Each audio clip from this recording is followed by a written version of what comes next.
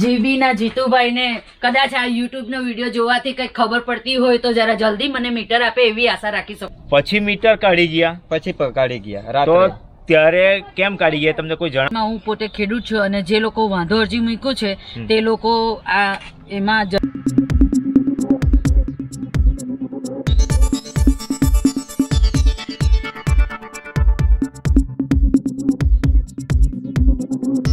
આ છે શુક્લેશ્વર મંદિરનો ગેટ અને એની એક્ઝેક્ટ સામેની જમીન, જેની એક બાજુ સ્મશાન ભૂમિ છે અને સ્મશાન ભૂમિની સામેની બાજુ છે એક ગ્રામ પંચાયત અનાવલની ખરાબાની જમીન અને તેમાં ભીખુભાઈ છોટુભાઈ પટેલ નામના વ્યક્તિએ એનઓસી લઈ જમીન પંચાયતમાંથી લીધી હતી અને ત્યારબાદ એમણે એનઓસીનું પૂરતા કાગળિયા આપ્યા બાદ જીબીને અરજી આપી હતી અને મીટર માટે અરજી કરી.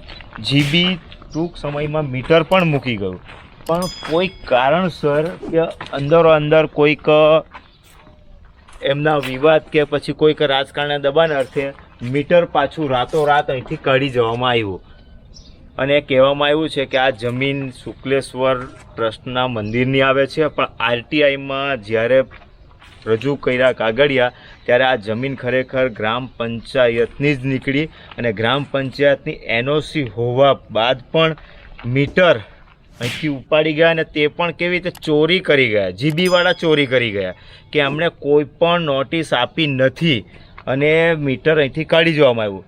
આ ભીખુભાઈ છોટુભાઈનું મકાન છે, જેમણે પંચાયતમાંથી ઠરાવ કરી અને આ મકાનની જગ્યા લીધી છે અને એમણે આ મકાન બનાવ્યું છે, પણ હાલે અત્યારે મીટર ચોરી જવાની કમ્પ્લેન્ટ થઈ ત્યાર પછી જીબીવાળા સાથે પણ મામલો ચાલે છે. ભીખુભાઈ આ બાજુ આવજો. ભીખુભાઈ આ ઘર તમારું જ છે? હા જી. કેટલા વર્ષો તમે અહીંયા રહો? અમે અહીંયા લગભગ 40 વર્ષથી અમે અહીંયા કાચું એક ઝૂંપડું જેવું પાડીને તમે અહીંયા રહેતા? હા. ત્યાર પછી પંચાયતની અંદર મંજૂરી આપણે માંગી છે, લીગલી માંગી છે અરજી કરીને. એમણે અરજી આપ્યા પછી આપણે ઘરવેરો અને એના માટે પણ એક પાછી આપણે અરજી આપી છે, એની ઓછી નકલ પર આપણે એમની સાઇન પણ લીધી છે. ત્યાર પછી હવે એમણે ઘરવેરો આકારણી અને મીટર માટેના ના વાંધા પ્રમાણપત્રો આપણને આપ્યા છે. ત્યાર પછી આપણે જીબીને રજૂ કર્યા, એના આધારે એમણે આ તો જીબીએ તમને મીટર આપી દીધું. ત્યારે તમને કાગળિયામાં કોઈ વાંધો નહીં કાઢ્યો? ના, કોઈ વાંધો નહીં કાઢ્યો. એ લોકો અહીંયા આપણા ત્યાં અહીંયા સર્વે કરવા પણ આવ્યા, અહીંયા સર્વે પણ અહીંયા કર્યું છે અને મીટર લઈ ગયા બાદ એ લોકો ખરાઈ કરી છે કોઈ અજાણ્યા ટેલિફોન દ્વારા. તમને પેલા મીટર તો આપી દીધું બરાબર? એનઓસી જોઈ, કાગળિયા કમ્પ્લીટ જોઈ એટલે મીટર તમને આપી દેવામાં આવ્યું. મીટર અહીંયા લાગી ગયું, પછી મીટર કાઢી ગયા? પછી કાઢી ગયા રાત્રે. ત્યારે કેમ કાઢી ગયા તમને કોઈ જણાવવામાં આવ્યું? અમને કોઈ જણાવવામાં આવ્યું નહીં, ખાલી ટેલિફોન દ્વારા મને એટલું જણાવેલું કે એન્જિનિયર દ્વારા કે અમારે તમારું મીટર લઈ જવું પડશે. તે સમયે મેં ટેલિફોનિક મારી વાત એમની જોડે થયેલી કે ભાઈ જે કોઈ કાર્યવાહી કરે તો મારી જાણ. કોની સાથે વાત થયેલી? કોઈ એન્જિનિયર આપણે જીએન પટેલ, આપણે નાયબ ઇજનેર સાહેબ છે, નાયબ એન્જિનિયર જીએન પટેલ સાહેબે એમને ટેલિફોનિક જાણ કરતા કીધું કે આ મીટર કાઢી જવું પડે એવું છે.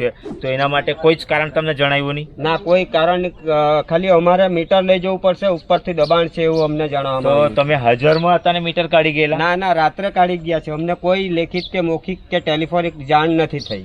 એટલે મીટર રાત્રે કાઢી જવું એટલે કે એક ચોરી કે કોઈ કારણસર કંઈક છુપાવવા માંગે છે જીબીના અધિકારીઓ, કે જેથી કરીને ભીખુભાઈ હાજર ન હોય અને ત્યારે કોઈ પણ નોટિસ આપ્યા વગર જીબીના અધિકારીઓ આવી અને અહીંથી મીટર કાઢી જાય છે.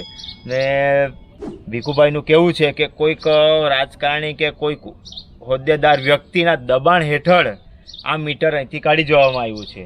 બરાબર? આવું જ થાય છે ને? તમને શંકા છે પૂરેપૂરી કે રાજકારણનું દબાણ જ છે આની અંદર. રાજકારણનું દબાણ છે અને એના લીધે મીટર કાઢવામાં છે. આપણી સાથે આદિવાસી સેનાના પ્રમુખ એવા પંકજભાઈ પણ છે. તો પંકજભાઈ એ આ મામલો ઉપર સુધી લઈ જઈ એમણે આવેદન આપ્યા છે અને આવેદન આપી અને આમાં કંઈક નવો રસ્તો નીકળે અને આદિવાસી વિસ્તારના આદિવાસી લોકોને કંઈક ન્યાય મળે એના માટે પંકજભાઈ ખૂબ દોડધામ કરે છે. તો પંકજભાઈ, જીબીના જે એનો હુકમ જે ચાલે છે બધી જગ્યાએ જ, આ એક ભીખુભાઈની વાત નથી, તે ઘણા વિસ્તાર એવા છે કે જ્યાં ભીખુભાઈ જેવા ઘણા લોકો છે. તો એના માટે તમે શું કહેશો જીબી માટે? એના માટે એક જ વસ્તુ કહેવાની કે આ દેશમાં લોકશાહી છે અને લોકશાહી ઢબે જે નિયમ પ્રમાણે ચાલવું જોઈએ. જ્યારે જીતુભાઈ આ બાબતે મારા ઘરે આવીને અને આ સ્થળ પર આવીને એવી વાત કરી ત્યારે જીતુભાઈને મેં કીધેલું કે ભાઈ તારે જે કંઈ પણ હોય એ પ્રોસિજર કરજે, નિયમ પ્રમાણે કરજે. ગામમાં આદિવાસી વિસ્તારમાં સરપંચને જાણ કરવી પડે, પંચાયત કરવો પડે અને પહેલાં તો જે માલિક છે, મકાન માલિક જેના નામે ઘરવેરો ભરાય છે, એમને નોટિસ આપવાની હોય છે.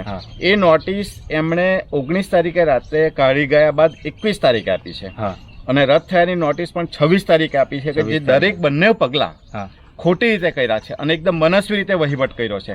આરટીઆઈમાં કોઈ શુક્લેશ્વર મંદિર ટ્રસ્ટના ભાઈ, કોઈ ભાઈનું નામ નથી જાણ્યું, ફક્ત શુક્લેશ્વર મંદિર ટ્રસ્ટ આવું લખેલું છે. ટેલિફોન તો કોઈ ટ્રસ્ટ કોઈ ફોન નહીં કરી શકે, ટ્રસ્ટે ફોન કર્યો એમ કે છે.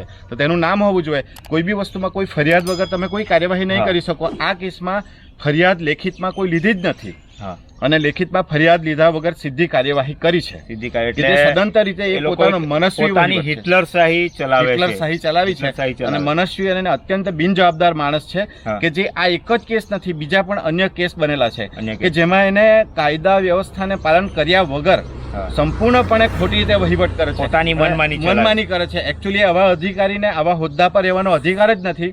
એટલા માટે ગઈકાલે અમે માનનીય મુખ્યમંત્રીને સંબોધન કરીને એમને તાત્કાલિકપણે બરતરફ કરવાનું આવેદનપત્ર ગઈકાલે આપ્યું છે. તો પંકજભાઈ, આવેદનપત્ર અત્યાર સુધીમાં તમે કેટલી વખત આવેદનપત્ર આપ્યું? આવેદનપત્ર અમે આ બાબતે મહુવા તાલુકામાં પણ આપ્યું છે અને આ બાબતની જાણ ગઈકાલે વાંસદા પ્રાંતને પણ કરી છે.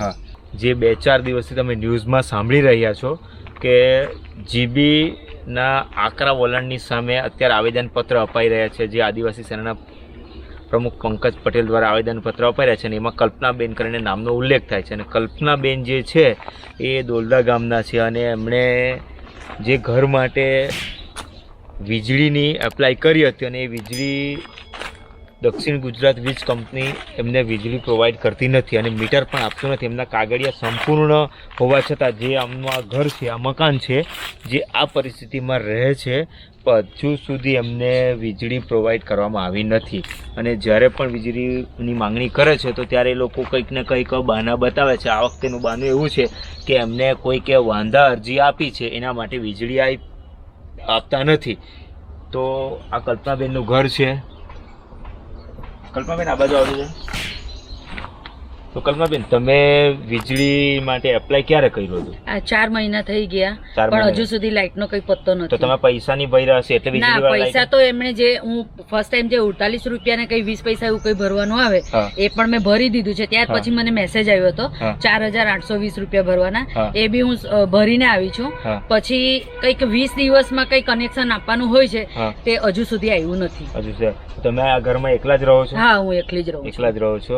અને તમારી આવક અને ઇન્કમ કઈ રીતનું, તમે શું કામ કરો છો? બસ મને કઈક છૂટક પચુરણ કામ મળી જાય હું કરી લેતી છું, એમાં મારું ગુજરાન ચલાવો છો. અને કલ્પનાબેને પૈસા પૂરેપૂરા ભરી દીધા છે વીજળીના, જે વીજ ડિપાર્ટમેન્ટ કંપનીમાં જે ભરવાના હોય છે ભરી દે, પણ તે છતાં પણ એમને કનેક્શન આપવામાં આવ્યું છે. તમે પૂછ્યું એમને કે શું કામ? પૂછ્યું તો નથી પણ લેટર દ્વારા હું લખીને મોકલાવું છું, તેનો 1-2 વખત જવાબ આવ્યો છે, પછી કઈ જવાબ આવ્યો નથી. તો જવાબમાં શું જવાબ આવ્યો એમનો? વાંધા અરજી છે એવું કઈક લખીને મોકલ્યું છે એમણે. વાંધા અરજી છે. તો મારા જે નોલેજ પ્રમાણે તો છે કે અત્યારે ભારત સરકાર અને ગુજરાત સરકારનો એક નિયમ છે કે વીજ અને પાણીથી કોઈ પણ વ્યક્તિ વંચિત રહેવું ન જોઈએ. અને તો વાંધા અરજી કોના તરફથી છે એ કઈ તમને જાણ છે? એ અમારા આ ફળિયાના જ છે. ફળિયાના જ છે, મતલબમાં તમારા રિલેટિવ છે કે ગમે છે? તો આ જમીન તમારી પોતાની છે? આ જમીનમાં હું પોતે ખેડૂત છું અને જે લોકો વાંધો અરજી મૂક્યું છે તે લોકો આ એમાં જમીનમાં એ લોકો માલિક નથી. તો મુખ્યમંત્રી અને પીએમની યોજના છે કે દરેક ઘરે વીજળી અને પાણી મળવું જોઈએ. એ ફક્ત યોજના એમના સુધી જ છે. જે આ બધા અધિકારીઓ છે એમને આ યોજનાની સાથે કોઈને પડી નથી. એમણે પોતાની હિટલરશાહી જ ચલાવી છે. જે વીજ કંપનીના પટેલ સાહેબ છે એ પોતાની મનમાની જ ચલાવે છે. અને આ કલ્પનાબેન જેવા ઘણા કિસ્સા છે કે જેની સાથે વીજ કંપની આવો વ્યવહાર કરે છે. હવે તમે શું કરશો? હવે અત્યારે તો મુખ્યમંત્રીને એ લોકોને બધાને લેટર લખ્યા છે, જોઈએ હવે તો હું એ લોકોની પર આશા રાખીને બેઠી છું કે મને એ લોકો દ્વારા જલ્દી લાઇટ ને પાણીની પણ સગવડ મળે. તમે આવેદન પત્ર આપ્યું છે? હા, આવેદન પત્ર તો આપ્યું છે, હવે શું થાય છે જોઈએ. હવે તો આદિવાસી વિસ્તાર છે અને આદિવાસી વિસ્તારમાં હંમેશા કઈ જ નહીં થાય તો કઈ વાંધો નહીં, પણ આવેદન પત્ર તો આપવામાં આવે જ છે. પણ આવેદન પત્ર ફક્ત અધિકારીઓ લઈ અને એમના ટેબલ ઉપર મૂકી દે છે. અને મારા ખ્યાલ પ્રમાણે આજ સુધી આવેદન પત્રની એવી કોઈક વ્યાખ્યા નીકળી નથી કે આવેદન પત્રથી કદાચ કોઈકનું કામ થયું હોય. ફક્ત આવેદન પત્ર આપી અને કોર્ટના દરવાજા ખટખટાવવા પડે છે. તો મારે દરેક અધિકારીને લાગતા વળગતા એ જ કહેવું છે કે જો કોર્ટ જ રસ્તો હોય આ બધી સમસ્યાનો, તો પછી તમારી ઓફિસને તાળા મારી દેવ અને તમે ઘરે બેસો, અમે બધું કોર્ટમાં હેન્ડલ કરી લઈશું. કારણ કે તમને પગાર આપીને જો અમારે આ જ દશા જોવી હોય ને તો તમારી અમને કોઈ જરૂર નથી. જય હિન્દ.